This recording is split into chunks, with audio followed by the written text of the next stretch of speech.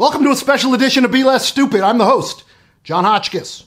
On this episode, I'm going to take you inside the most notorious refugee camp in North America. It's a makeshift, ramshackle facility set up by the Mexican government in Tijuana, where nearly 1,000 migrants, refugees, and men, women, and children from Central America are going to be forced to wait before they are permitted to legally seek asylum in the U.S. But first, look, if you're a liberal like me, who's interested in science, fact, and truth, I would encourage you to please subscribe to this channel. Hit the red button right here. If you're disgusted by hypocritical Trump supporters who were fake outraged by this kid's treatment by the media, and yet you're shocked that they've been eerily silent about kids separated from their parents at the US border, subscribe to this channel. There's a red button right over here. Now look, we are at 32,000 subscribers. When we reach 50,000, I'm going to run a contest where you could win $250 or tickets to a taping of The Voice, America's Got Talent, or CBS's new World's Best. Okay, let's get right to it. In the fall of 2018, migrants and refugees from Honduras, Guatemala, and Venezuela walked nearly 2,000 miles from Central America to Tijuana, the northernmost city in Mexico, in order to ask for asylum at the US border. They were seeking a new life, escaping from brutal dictatorships, food shortages, job scarcity, poverty, and unimaginable violence.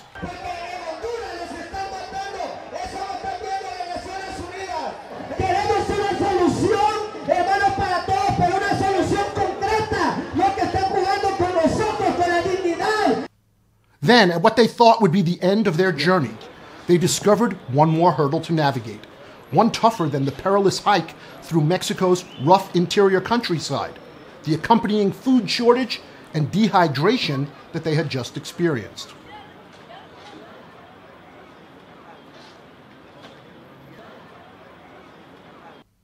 In Spanish, it's called La Lista. In English, it's, well, the list. On the Mexico side of the Tijuana border crossing into San Ysidro, California, a makeshift waiting room is erected each morning. It's set up by the migrants themselves, under the supervision of the Mexican authorities, and those seeking asylum line up. They wait patiently and then add their name to the list. ¿Tú quieres vivir en los Estados Unidos? Sí. ¿Sí? And then ¿cuántos días aquí en México? Casi 2 meses. ¿Cuántos años tiene Pablo? 11 meses. Several months ago, the Trump administration cruelly slashed the number of daily asylum interviews that they conducted at this border crossing from more than about 100 a day to less than 20. You know, because Trump hates brown people. That is, unless they're willing to work cheap at one of his golf courses or bring him a Diet Coke. The point is, now there's a waiting list of about 5,000 people who want to legally seek asylum in the U.S.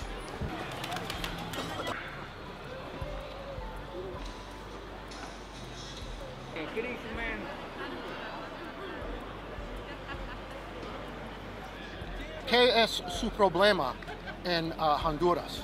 Los sicarios allá, es el problema.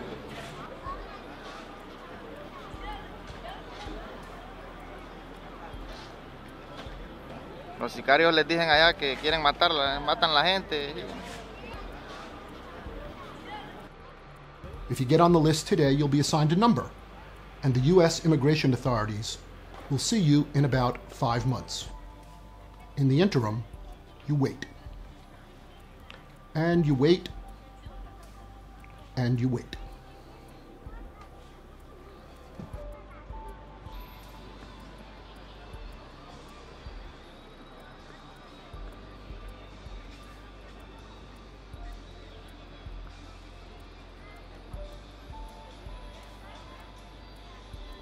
While it's true that many people from the fall 2018 caravan have returned to their native country, more than 1,000 people remain.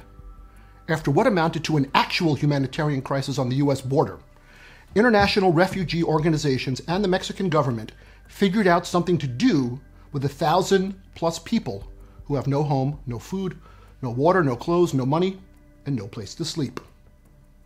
The refugees and migrants are living here, inside the confines of an old open-air market, about 15 miles from the U.S. border. It's called El Baratal. Armed guards stand outside. You need to show ID to get inside if you don't belong. It's a refugee camp, but camp is a cruel and ironic misnomer. Despite the soccer goal that was brought in, and all the fun two guys can have with a moving dolly and a length of rope. People sleep in tents.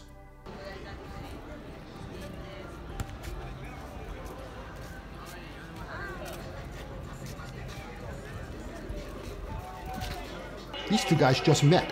Now they're roommates. Everything that they own in the entire world is inside the tent.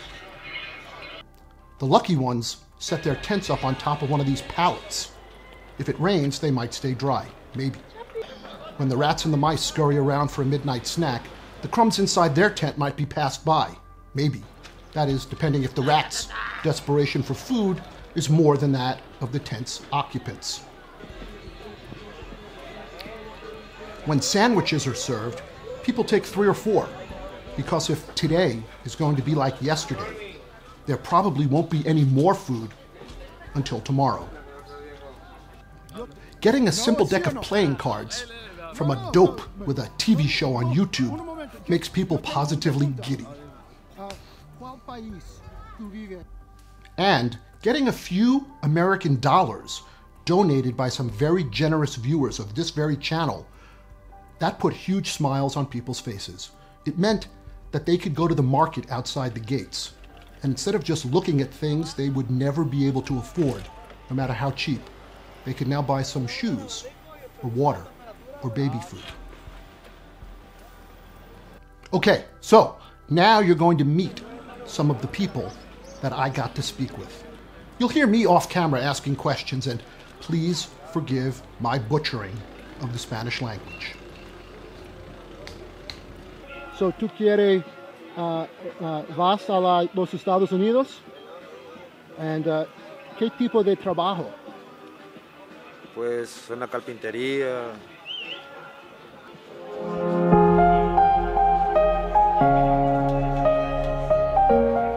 Pedro, ¿cuántos días tú vives aquí? Aquí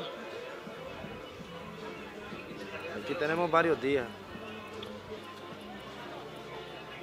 2 meses. 2 meses? Yeah. 3 meses. 3 meses. Sí. Casi 2 meses. 2 meses. Casi. ¿Por qué aquí? ¿Por qué aquí?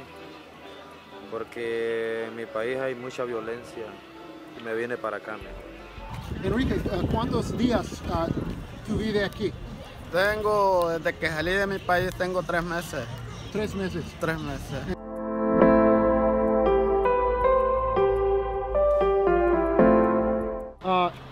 ¿Tú tienes familia aquí o solamente No, solos. Sue y Pablo? Sí, solos.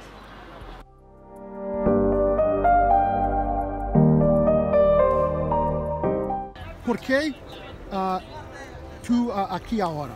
¿Es difícil en Honduras? La verdad no hay empleo allá, pues cuesta hallar un empleo, más los gobiernos trepando la gasolina, trepando los impuestos de canasta básica. Entonces por eso uno lo hace emigrar, pues. Yo la verdad ya tengo mi visa humanitaria, me voy a quedar trabajando aquí en Tijuana, Baja California, gracias a Dios. Ya esta semana voy a empezar.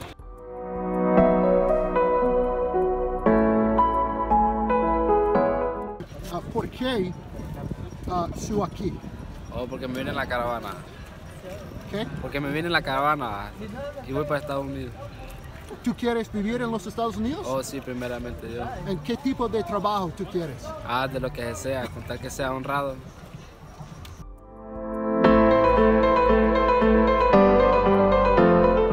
¿Qué necesitas más? No, yo lo que necesito es trabajo en Estados Unidos, honradamente. Yo tengo familia ahí. ¿Qué tipo de trabajo? Lo que me den, lo que sea, que tal que sea trabajo, para trabajar.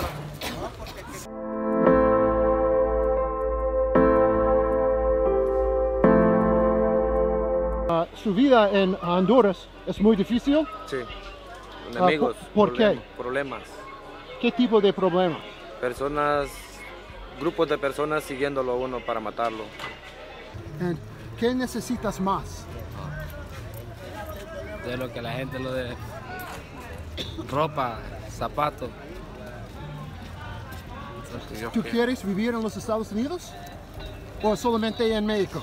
Bueno, si Dios me considera, pues es el sueño de todos, pero a veces los hace las cosas imposibles a uno, pues, porque no se puede arriesgar la vida, va en el desierto, porque aquí es muy largo para llegar a Los Ángeles caminando, de 4 a 6 días. Entonces, Dios sabe lo que hace, hay que hacer las cosas como según Dios dice, no a como uno las diga, que ya mañana me voy, no, hay que...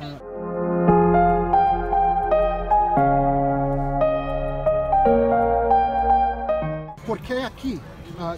¿Qué es el problema en Honduras? El problema mío es que estoy amenazado a muerte en Honduras. ¿Es peligroso o Sí, no trabajo? no, es peligroso.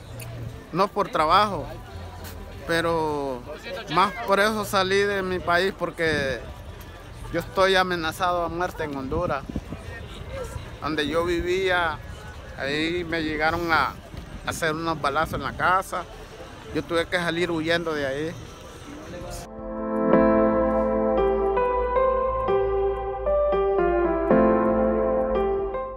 Puse denuncias en Honduras a la policía me dice, no, me dice, solo te voy a hacer los datos, me dice, y buscar a dónde irte porque nosotros no podemos apoyarte, me dice. Entonces yo tuve que salir de mi país, pero no salí en la caravana, yo salí solo.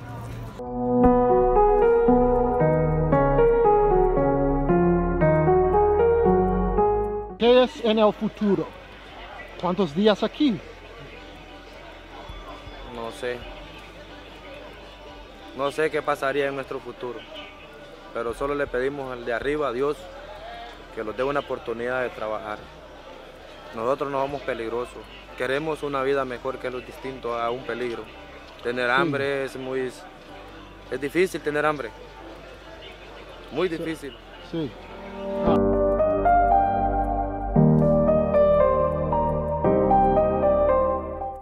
¿Qué necesitas más aquí? Agua, comida, para lavar sus manos. Para que llenen el barrilito, bueno, incluso creo que no me había fijado, pero sí ya vinieron a dejar agua, ya lo veo lleno, la verdad. Gracias a Dios, pues, pero sí ya teníamos como 3 a 4 días sin agua. Y necesita agua. Ajá, sí, agua claro, porque es lo que uno más necesita, el agua. Para cepillarse, para tomar, para un niño que ande con sed. ¿Tú tienes, por qué su aquí? Oh, porque me vine en la caravana. ¿Qué? Porque me vine en la caravana y voy para Estados Unidos. ¿Tú quieres vivir en los Estados Unidos? Oh, sí, primeramente yo. ¿En qué tipo de trabajo tú quieres? De lo que sea, con tal que sea honrado. Cualquier trabajo. And, okay, that is it for this episode of Be Less Stupid. Again, I want to say thank you to those of you who donated. I passed out all of your cash. I would also like to encourage everyone who's watching to check out our 2 new series that just premiered on this channel. The first is called This versus That.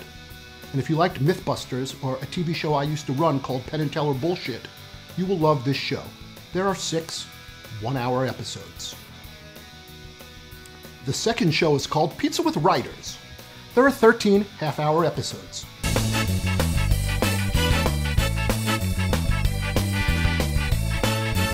That's their motto, Pizza Rev. We don't take pizza seriously.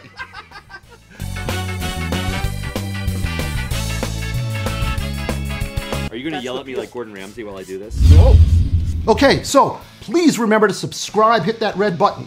Also tell a friend to subscribe, because as soon as we reach 50,000 subscribers, I'm going to give away tickets to a taping of one of those shows, The Voice, America's Got Talent, or The World's Best, or you could have $250 instead. Anyway, that's it for this episode of Be Less Stupid. I am the host, jon.hotchkiss. Also, I suppose you could follow me on Twitter. I sometimes say funny things over there. Sometimes. Anyway, I think the Twitter thing is right here. I'll see you next time. Thanks.